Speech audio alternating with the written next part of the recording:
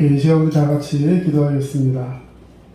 사랑의 주님 감사합니다. 오늘도 주님의 은혜와 사랑으로 이 시간 우리를 주의 전에 불러주시고 함께 예배하게 하시니 감사합니다. 주님 은혜와 사랑으로 더욱더 충만하며 은혜가 넘치는 귀한 하루 될 수 있도록 인도하여 주시옵소서. 늘 감사드리며 예수님의 귀하신 이름으로 기도합니다. 아멘. 오늘은 추석 명절 또 이후에 같이 함께 예배하고 있습니다. 고향에 가신 분들이나 모든 분들 안전하게 귀가하시고 또 함께 예배하시는 귀한 시간 될 수 있도록 주님께서 지켜주실 줄로 믿습니다. 이제 우리 함께 찬양합니다. 우리에게 소원이 하나 있네. 찬양하겠습니다.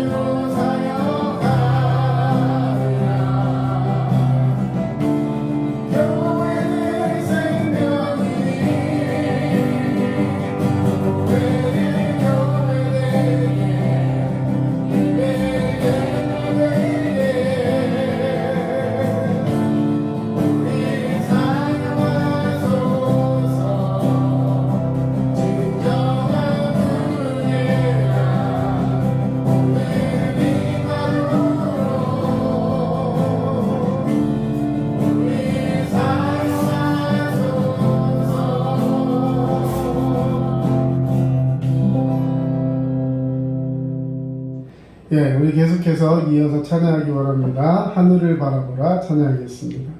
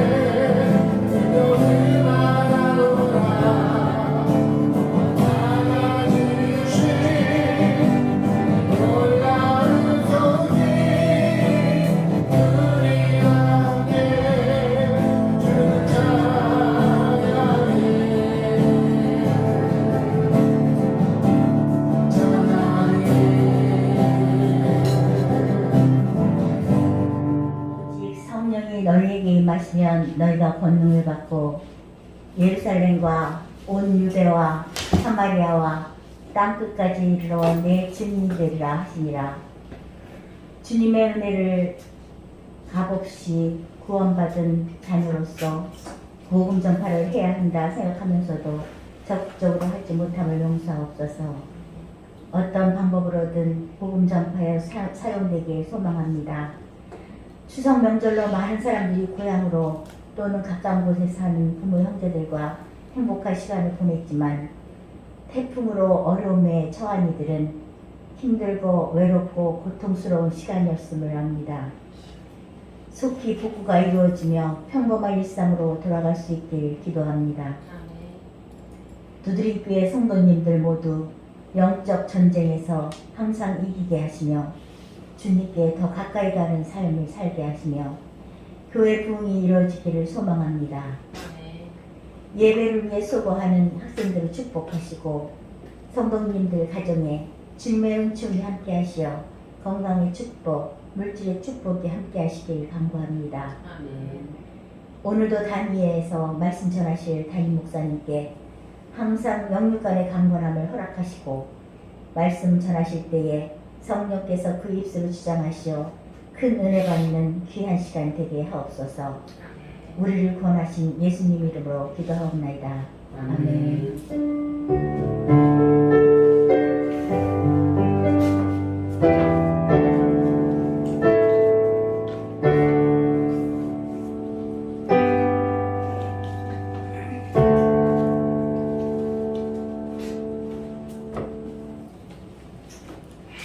요한복음 12장 24절에서 26절까지 말씀입니다.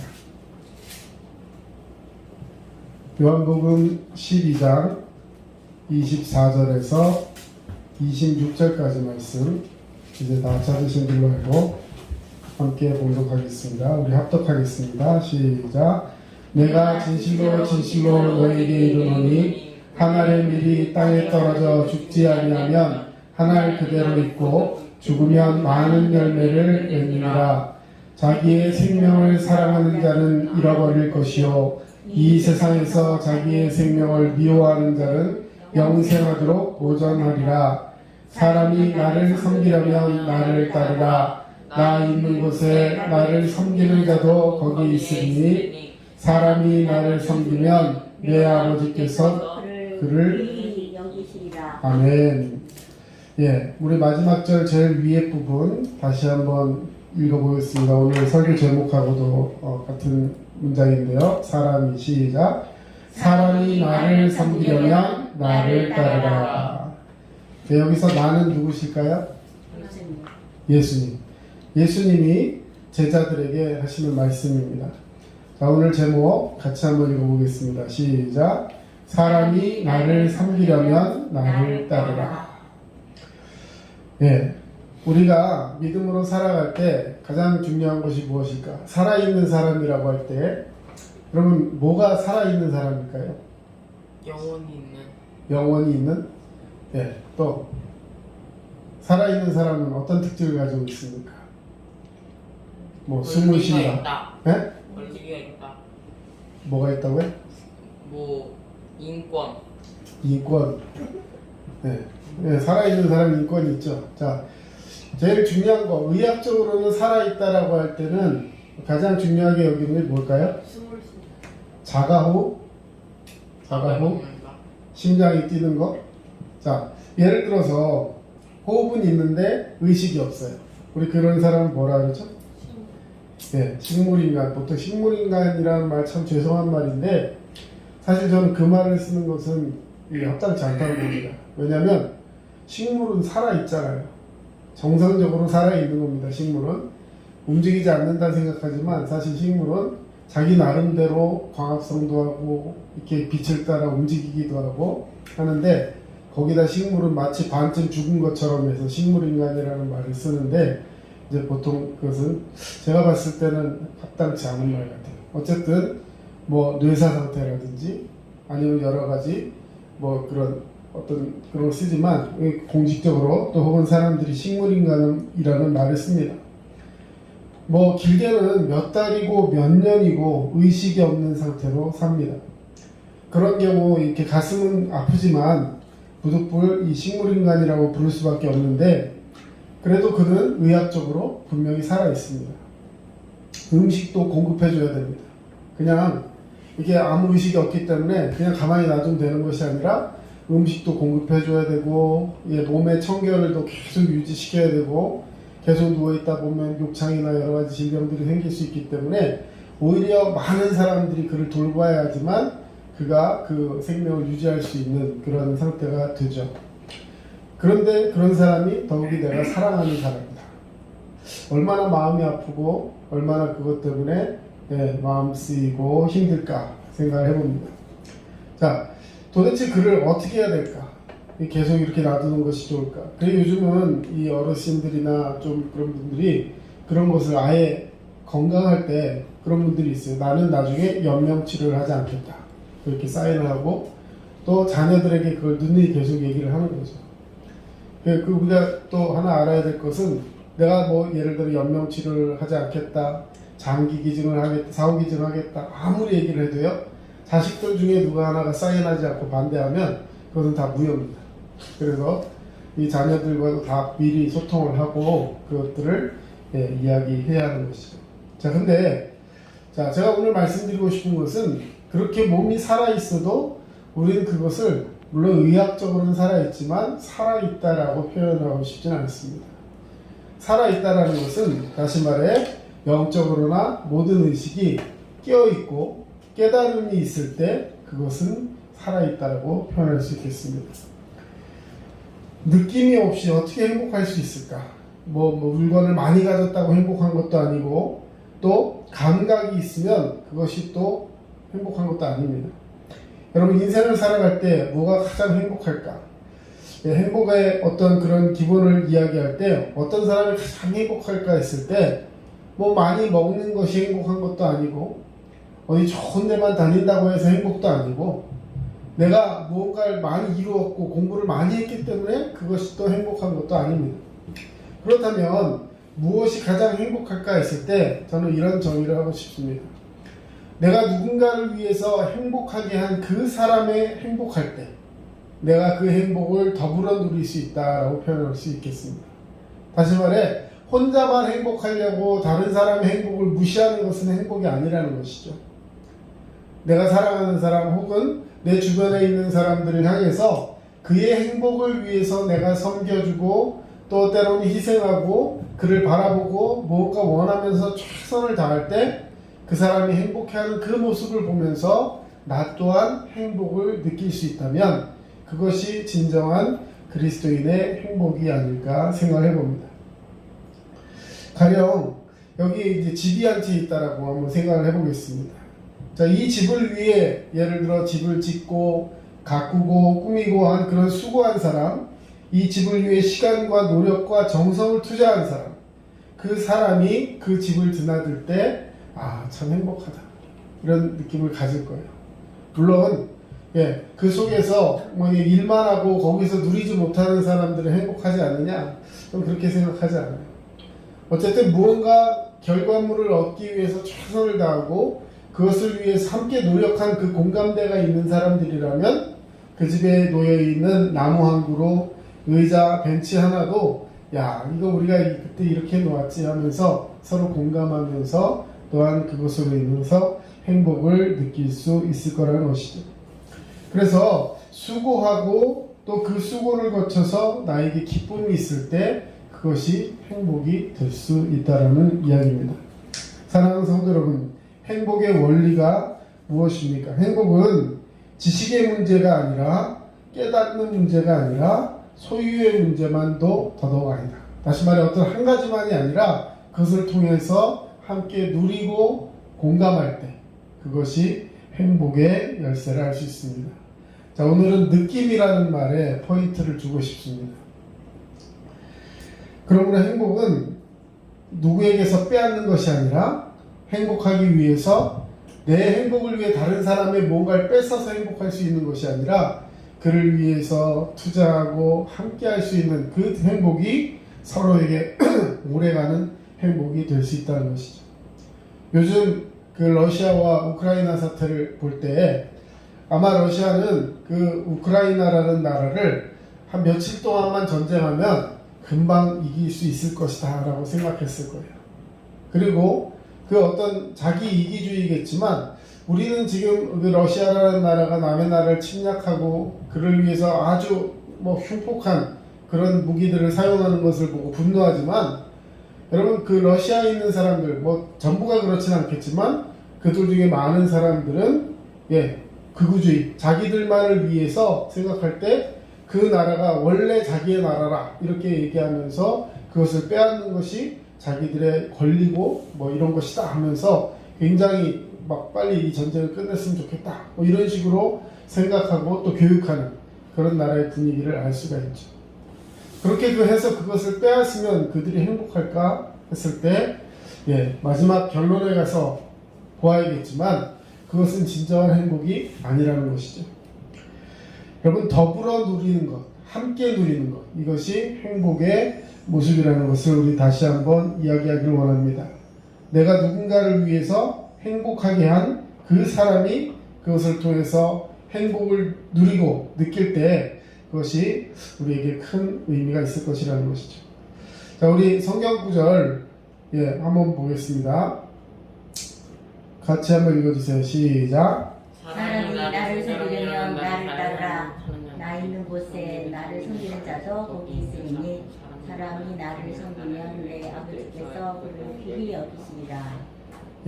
사람이 나를 섬기려면 나를 따르라. 나 있는 곳에 나를 섬기는 자도 거기 있으리니 라는 표현이 있습니다.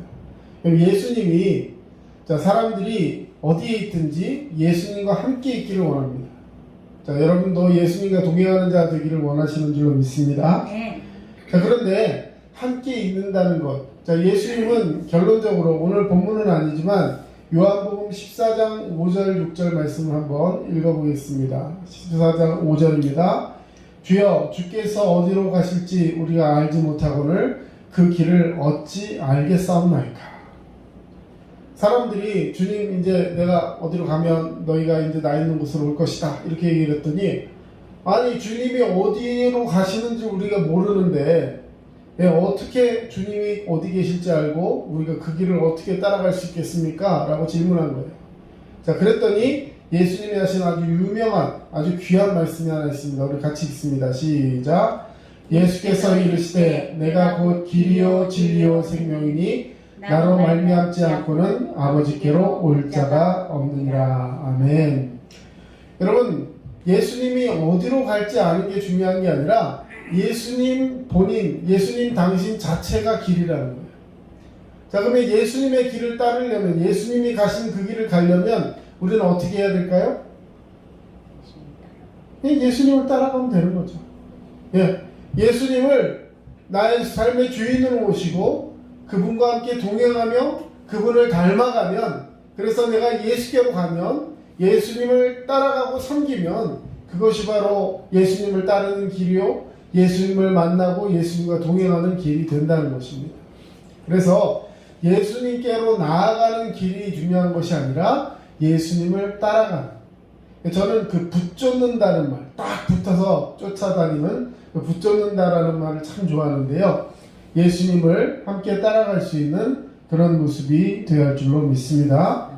그래서 그 밑에 있는 말씀대로 내가 곧 길이요 진리요 생명이니 나 예수님으로 말미암지 않고는 아버지께로 어떻게 써 있습니까? 올 자가 없다. 예수님은 이 땅에 오셔서 우리의 모든 죄를 사하시기 위해서 십자가에 친히 달려 죽으시고 사흘 만에 부활하셔서 하나님 우편에 다시 말해 천국에 이미 올라가 계신 줄로 믿습니다. 그곳에서 우리를 위해 기도하고 계신다고 하셨어요. 그리고 이 땅에 다시 주님이 오시는 그날에 심판날에 우리에게 오셔서 다시 오마 약속하신 그 모습 그대로 오셔서 우리를 이끌고 가신다라고 말씀해 주셨습니다. 그래서 예수님은 이미 아버지께로 가 계신 줄로 믿습니다. 그래서 아버지께로 올 자가 없다라는 말, 이 말은 예수님이 아닌 그 누구도 사용할 수 없는 말인 것이죠. 이 땅에 있는 종교들은요 예, 저마다 구원을 이야기하고 어떤 궁극적인 천국의 모습을 이야기하지만 누구도 그곳에 이미 가보았다라고 이야기할 수가 없습니다. 그래서 나름의 종교의 관을 가지고 이렇게 하면 그곳을 갈 수 있다, 이렇게 하면 구원받는다 라고 하면서 여러 가지 것들을 이야기하지만 결론은 전부 다 이렇습니다. 거기에는 참 가기가 힘들다. 이렇게 하면 갈 것이다. 하지만 세상 말로 죽어봐야 안다라는 거예요.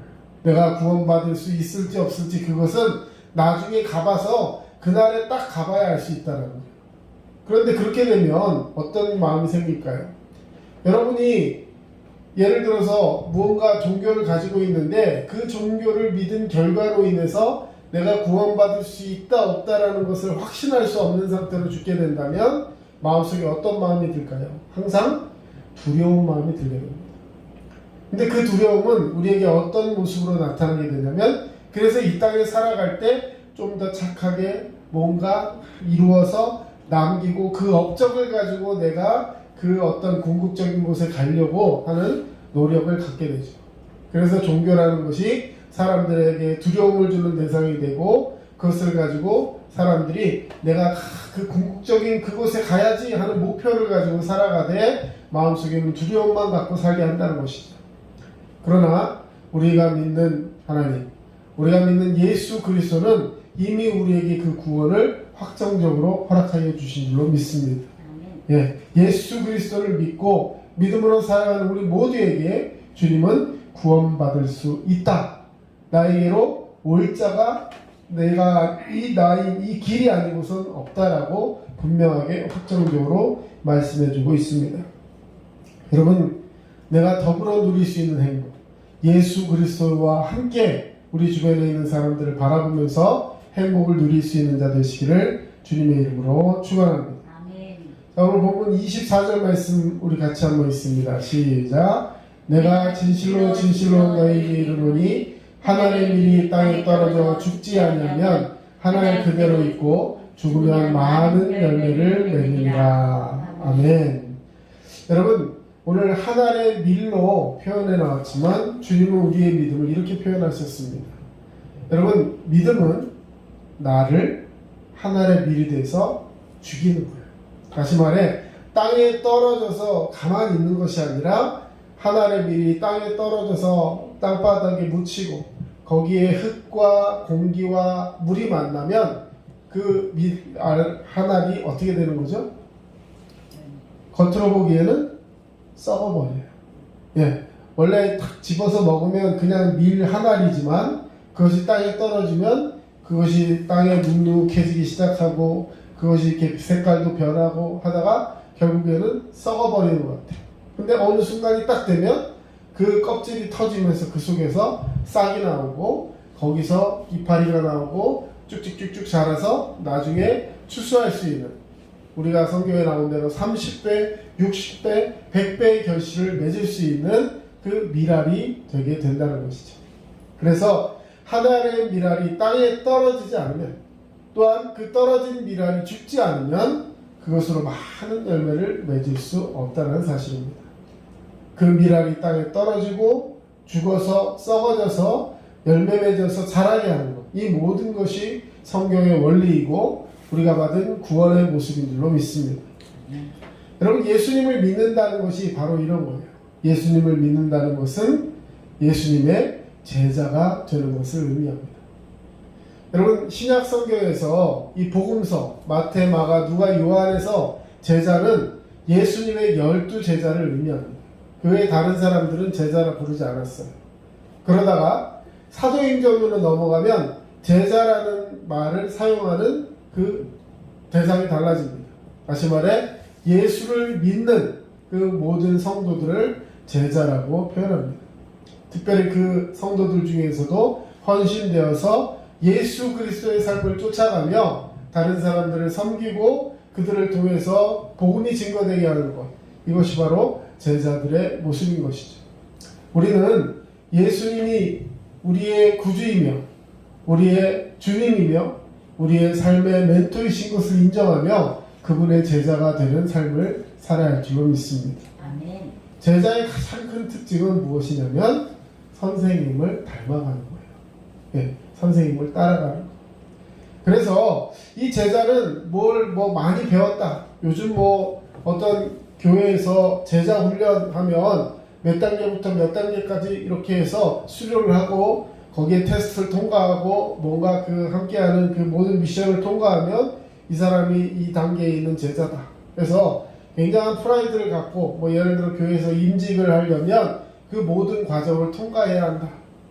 여러분 사실은 제자는 그렇게 어떤 단계적으로 그것을 통과해야 하고 넘어서야 하는 어떤 그 라이선스 같은 것이 아닙니다. 제자라는 것은 한마디로 예수 그리스도와 함께하는 자들입니다. 그래서 이 제자로서의 삶에 있어서 가장 중요한 것은 뭐냐면 내가 지금 어디에 있느냐. 예수 그리스도가 있는 현장에 함께 있어야 하는 줄로 믿습니다. 우리는 예수님께서 계신 그 현장을 찾는다. 이것이 바로 제자의 삶인 것이죠. 예수님은 어떤 곳에 계셨을까요? 예수님은 이 땅에 오셔서 부자 혹은 권력이 있는 사람, 학식이 있는 사람 이런 사람들을 찾아간 것이 아니라 가난하고 포로되고 눈물 흘리고 억눌림바 되고 그래서 스스로 살아갈 수 없는 그 연약한 지체들을 쫓아갔고 따라갔습니다. 그래서 예수님과 함께하는 우리 모든 사람들은 믿음 안에서 주님이 어디에 있는지 주님과 함께하는 그 삶의 현장을 쫓아가게 되었다는 것이죠. 여러분 예수님은 우리가 알고 있는 예를 들어보자면 38년 된 병자가 있었어요. 38년 된 병자. 그 병이 너무나도 중하고 너무나도 아팠는데 아무도 그를 도와줄 수 있는 그런 병이 아니었습니다. 약도 많이 써보았고 정말 그것을 해결하고자 노력을 해보았지만 아무것도 수술할 수 없는 그런 존재였습니다. 결과적으로 그는 베데스다라는 연못에 가서 그 연못이 가끔 1년에 한두 번씩 갑자기 물이 막 끓기 시작하더니 한 군데서 물이 팍 솟아오릅니다.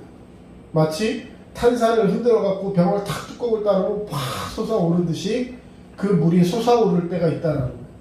성경에는 그것을 물이 동한다, 움직인다 라는 표현을 썼는데 그때 물이 탁 올라올 때 가장 먼저 그 물에 뛰어들면 그 병이 무슨 병이든지 낫게 된다는 거예요. 그것이 실제였는지 아닌지는 모르겠지만 많은 사람들이 그 앞에 있다가 그 물이 솟아오르기를 기다렸다고. 하루에 이렇게 정확한 시간에 아침 몇 시부터 혹은 저녁에 몇 시에 물이 올라온다 이런 게 아니라 이게 오늘 올라올지 내일 올라올지 한 달 후에 올지 아무도 모르는 거예요. 그런데 그 물이 오르기만을 바라보면서 사람들은 거기에 나와 있고 혹은 또 힘 있는 그 중에서도 힘 있고 재빠른 사람들은 아마 물가에 제일 좋은 자리를 차지하고 있었을 거예요. 자, 그렇게 있는데 아무도 38년 된 그 병자, 다시 말해서 몸을 자기 혼자 건사하기도 힘든 그런 사람이었습니다. 근데 이 사람이 거기 물가에 있어도 예를 들어 물이 다 동하면 재빨리 가는 다른 사람들에 비해서 그 물에 들어갈 확률이 높지 않죠. 이제 오랫동안 그 병을 앓다 보니까 주변에 있는 사람들도 다 그를 떠났습니다. 그런 상태에서 그 물이 동하기만 기다리면서 어떻게든 그 몸을 그 속에 넣으려고 기다리고 있는 그런 사람. 자, 그 사람이 내가 이 병을 낫기 위해서 예수님을 찾은 게 아니었어요. 주님, 제가 이 병을 고치기를 원합니다. 이게 아니었어요. 예수님이 누군지도 혹은 사람들에게 소문을 들었지만 그 예수님을 찾아갈 생각도 하지 못하고 그 미신처럼 물이 동하기를 기다리며 거기에 들어가려고만 애쓰고 노력하며 그렇지 못한 자신을 한탄하는 사람이 있습니다. 그런 그에게 예수님이 찾아오셨어요. 여러분, 예수님은 찾아오시는 하나님이신 줄로 믿습니다. 아멘. 그 주님이 찾아오셔서 네가 무엇하기를 원하냐. 자, 여러분 38년 된 병자예요. 예수님이 질문합니다. 네가 무엇하기를 원하느냐? 뭐라고 대답해야 돼요? 뭐라고 대답해야 될까요? 성경에 보면 그 사람이 이렇게 얘기했습니다. 내가 저 물이 동할 때 저 안에 들어가야 되는데 아무도 나를 저기 넣어줄 사람이 없습니다. 그럼 뭐예요? 부정적인 마음과 아픔과 분노 속에서 자신의 처지를 한탄하며 투정하는 이야기로 주님 앞에 나아갈 기회를 낭비하고 있었다는 거예요. 다시 묻습니다. 내가 어떻게 해주기를 원해요? 주여, 내가 낫기를 원합니다. 네가 그 자리를 들고 일어서라. 아니 내가 38년 동안 누워있었는데 그때는 그렇게 하지 않았어요. 네, 개도 짖는데 네. 자, 뭐라 했어요? 그 자리에서 털고 일어났어요. 할렐루야. 주님이 찾아오신 줄로 믿습니다. 자, 예. 자, 우리 다음 문장을 같이 한번 읽어보겠습니다. 시작. 나 있는 곳에 너희도 함께 있으리라. 예. 오늘 본문 중에 말씀 중에 주님 말씀하셨어요. 나 있는 곳에 너희도 함께 있을 것이다.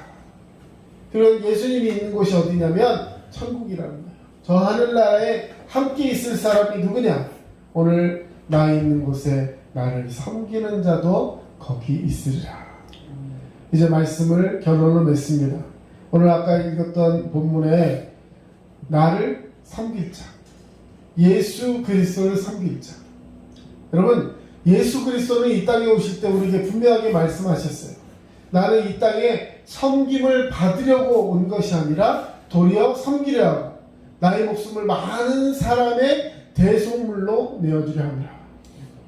예수님이 이 땅에 오신 이유, 많은 사람들을 섬기기 위해서, 심지어는 자기의 하나뿐인 그 목숨까지도 다른 사람들을 위해 내어주기 위해서, 그렇게 해서 그 사람들을 살리고 그 사람들을 구원하며 믿음 안에 살아갈 수 있는 놀라운 축복의 역사를 제공할 수 있는 유일한 구원의 기회를 만들기 위해서 주님은 자신의 삶을 기꺼이 낭비하셨습니다. 사랑하는 성도 여러분, 오늘 여러분은 예수 그리스도를 섬기는 자 되셔야 하는 줄로 믿습니다. 아멘. 지금까지는 나의 삶을 위해서, 우리 자녀의 안위를 위해서 최선을 다하는 삶을 살았다면 이제는 하나의 미랄이 되기 위해서, 정말 어떻게 보면 약간 미련해 보일 정도로 나를 썩히고 죽이고, 그래서 다른 사람들을 위해서 나 하나를 희생하려는 그 예수 그리스도의 모습을 본받고 주님 안에서 동행하는 자가 되는 줄로 믿습니다. 정말로 힘든 이야기입니다. 요즘같이 개인적이고 요즘같이 자기만을 위해 살아가는 이 세상 속에서 나를 희생하고 나를 부인하고 하나님의 나라를 인정하며 믿음으로 살아간다는 것 정말로 쉽지 않은 이야기입니다. 하지만 이것이 제자의 삶이고 이것이 바로 주님이 우리에게 원하시는 섬김의 도라는 것을 기억하시고 날마다 믿음 안에 승리하는 성도가 되시기를 주님의 이름으로 축원합니다. 아멘. 기도하겠습니다. 사랑의 주님 감사합니다. 오늘도 귀한 말씀 우리에게 주시면서 우리가 예수 그리스도를 섬기며 주님과 함께할 때 주님은 나를 통하여서 내 주변에 있는 사람들이 행복을 누리게 하고 그 모든 것을 통해서 주님의 나라를 확장하는 이 모든 사역에 우리가 동참하기를 원하며 제자의 삶을 살기를 원하신다는 것을 오늘 말씀을 통하여 일러주셨습니다. 주여, 우리가 때로는 연약하고 강팍하여서 정말 나 자신밖에 알지 못하는 그런 편협한 사고 속에 살아왔다면 용서하시고 오직 주의 말씀 가운데 믿음으로 살아가면서 이제는 나보다 남을 더 사랑하고 나보다 그 사람들을 낮게 여기며 믿음으로 살아갈 수 있는 귀한 축복의 섬김이 우리 가운데 회복되게 하여 주시옵소서. 아멘. 지금은 우리 주 예수 그리스도의 은혜와 하나님 아버지의 크신 사랑하심과 성령님의 역사하심과 인도하심이 주의 말씀 붙들고 오늘도 예수 그리스도를 섬기며 주님과 함께 그 자리를 기억하며 회복하기를 원하는 모든 주님의 백성들 머리 위에 이제부터 영원토록 함께 하시기를 간절히 축원하옵나이다. 아멘.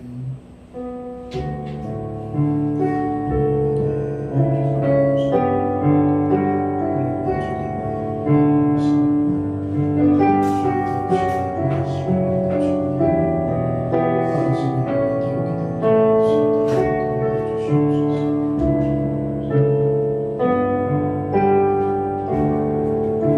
지금까지 남양주 다산신도시 두드림 침례교회 전철호 목사였습니다. 여러분들 믿음 안에 승리하시기 원합니다. 감사합니다.